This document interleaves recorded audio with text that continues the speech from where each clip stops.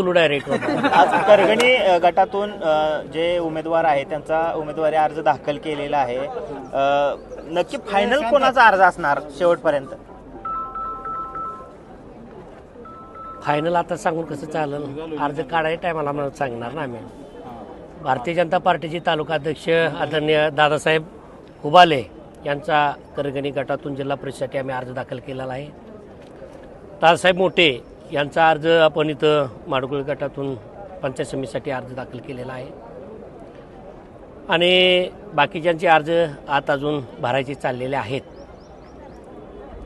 भारतीय जनता पार्टीच्या माध्यमातून करगणी गटामध्ये आदरणीय पडळकर साहेबांच्या माध्यमातून, आदरणीय बापूसाहेबांच्या माध्यमातून आणि पालकमंत्री चंद्रकांत दादा यांच्या माध्यमातून विकासाच्या बाबतीमध्ये चांगल्या पद्धतीनं काम झालेलं आहे.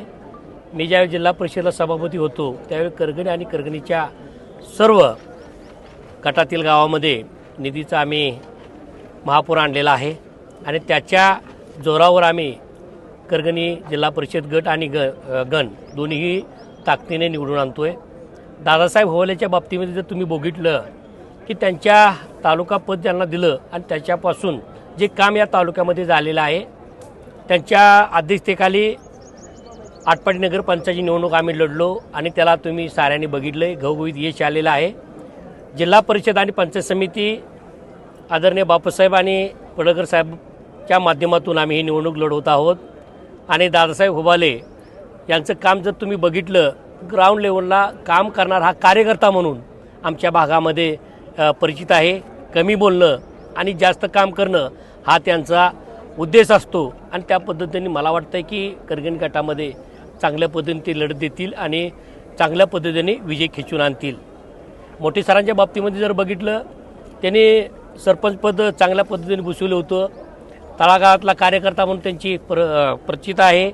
लोकांना मदत करणं बाग क्षेत्रामध्ये त्यांचं फार चांगलं आहे. शिक्षक पेशातून त्यांनी समाजसेवा केलेली आहे आणि याचा आम्हाला भारतीय जनता पार्टीला चांगल्या पद्धतीने फायदा होणार आहे आणि आम्ही चांगले उमेदवार भारतीय जनता पार्टीने या तालुक्यामध्ये काढलेले आहेत.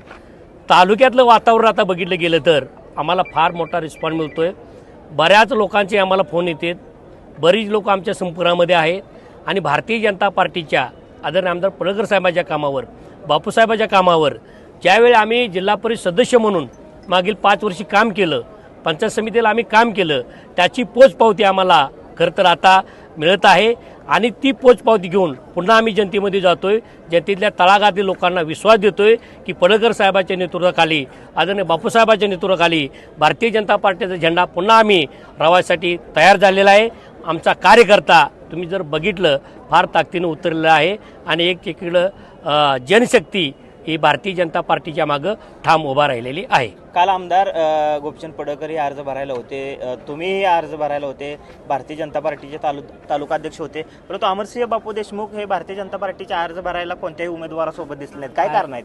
भारतीय जनता पार्टीचं तालुका अध्यक्ष दादासाहेब व्हायला असल्यामुळे आणि बापूसाहेब आहेत का नाहीच काय अडचण नाही. बापूसाहेब आमच्यासोबत आहेत. बापूसाहेबांनी मला फोन केले आणि माझा फोन त्या गर्दीमध्ये खिशात होता, त्यामुळे बापूसाहेब आले नाहीत. बापूसाहेब आम्ही रात्री 11 वाजेपर्यंत मुलाखती घेत बसलोय.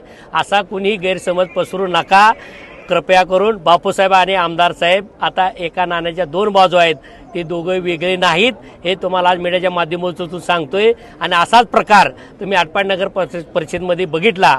पण आम्ही ताकदीनं एकजीव होऊन काम करतोय, त्यामुळे असल्या अफवावर कुणीही विश्वास ठेवू नका ही तुम्हाला विनंती करतो. निंबोडे गटातून जे पंचायत समिती गण आहे निंबोडे, त्यातून कोणाला उमेदवारी फायनल होईल? आता आमचे कार्यकर्ते सक्षम आहेत, ही बोलणं नाही. आज भरतीला अर्ज त्यावर तोडगा निघेल.